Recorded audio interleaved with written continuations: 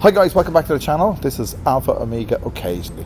On this occasion, you find me kicking back with a good friend of mine here. And despite what most people think, I'm not an alcoholic. I only drink when I make a video. That's it. And I make a lot of videos. Look, that's besides the point. We're talking about logic here. And Thai logic. And are you ready? Are you ready for Thai logic? Because one of the aspects of living in Thailand, you confront differences in culture. When I say confront, it is a confrontation. I'll give you an example of it wasn't a confrontation. This wasn't a particular confrontation, but it did play upon my mind after the event. And the event was quite simple. Well, what the event was, what happened was, excuse me, what happened, actually before this gets hot, and I mean hot or warm, I better just pay a bit of respect to it and open it up.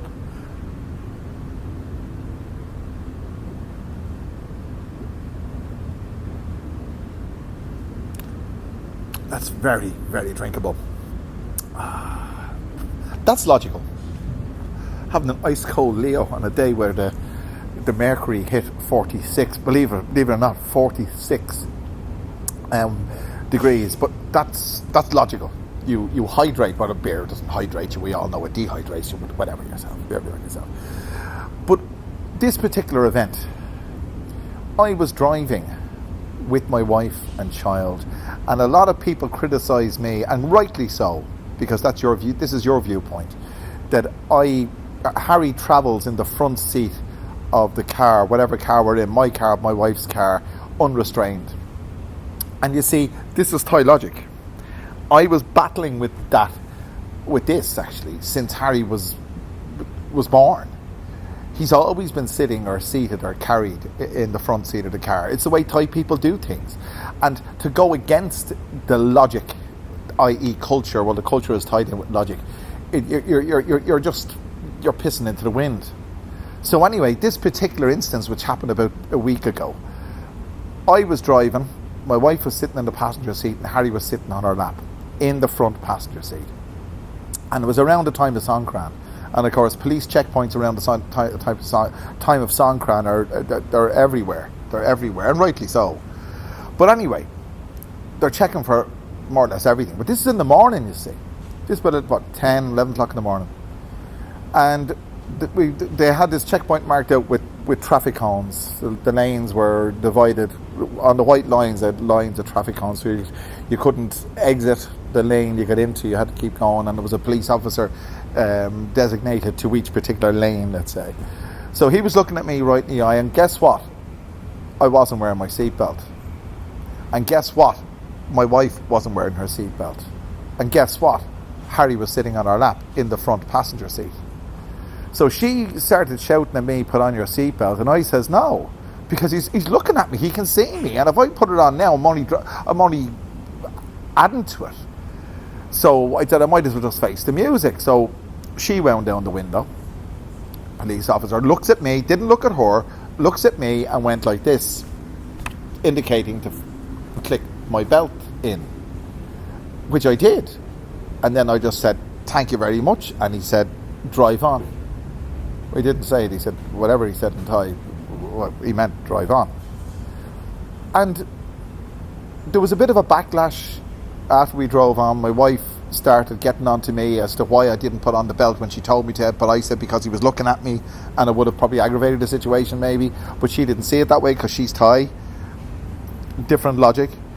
But the main illogical thing, and you probably already guessed it, why didn't he say something about my 5-year-old son sitting on my wife's lap in the passenger seat of the car, and neither of them were restrained? Well, how could he be restrained if he was sitting on her lap? There's no way he could be. If you put on a seatbelt over him and her, that would be even more dangerous than not wearing one. So he should have been obviously in the back. So that, for me, I couldn't understand that. I said, he has just stopped us, just glazed across my wife and my son, and addressed the fact that I wasn't wearing a seatbelt and completely ignored the fact that my 5-year-old son was sitting on a lap. That's Thai logic. And that's a way of describing how illogical it can appear to you when you come here. Doesn't mean that there's lots of illogical things. And I'll just say this. I'll just call a spade a spade. I've been watching a lot of videos lately that have come up on my feed about this is again illogical, the British Isles, and Ireland's included. Ireland is not a British Isle. It's not part of the British Isles, although most people seem to think it is. For me, that's illogical. And the way I would say this, and somebody else, I saw a comment, I've commented on loads of videos about this being illogical. Somebody else wrote a comment that Cuba is the largest island in the Caribbean, but Jamaica isn't called part of the Cuban Isles.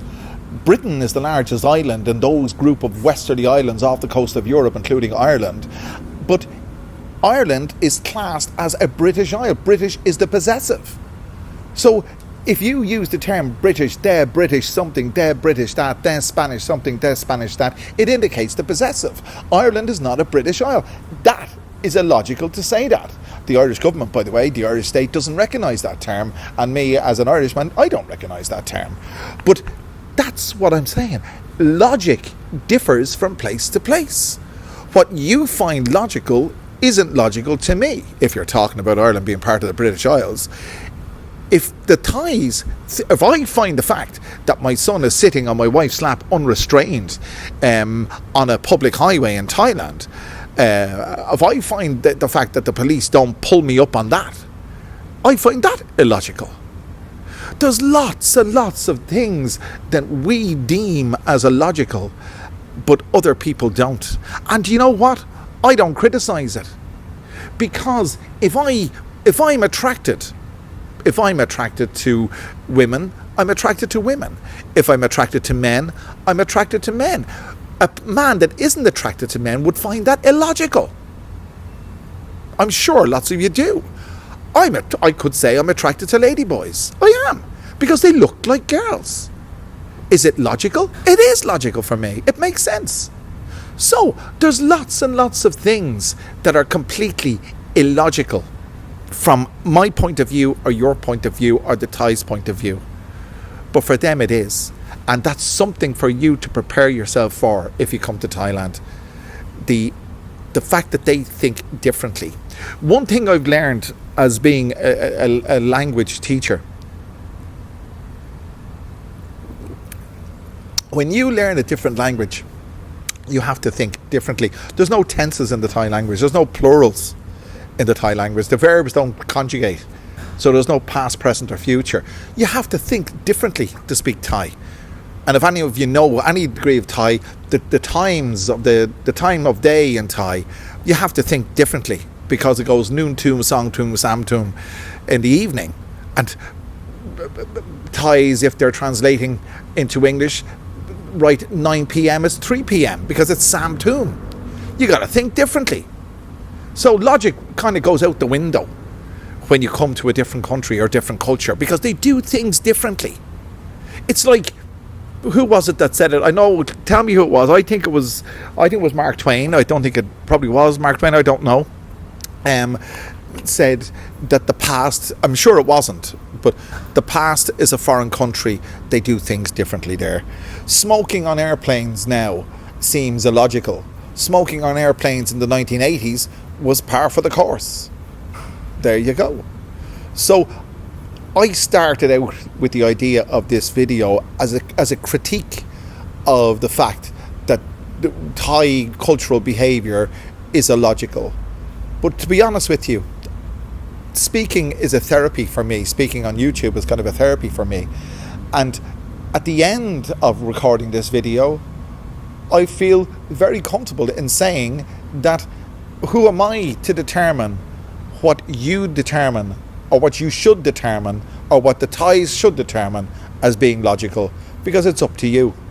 So there you go. I hope you found this interesting. I'm finding this very interesting. Goes down very well. Goes down very, very well. I hope you found it interesting. If you have done, make sure you click that like button, the share button, the subscribe button. And if you like, click the Buy Me a Coffee link. I'd really appreciate your support. Whatever you do, come back and join me again for another wonderful video. See you again very soon.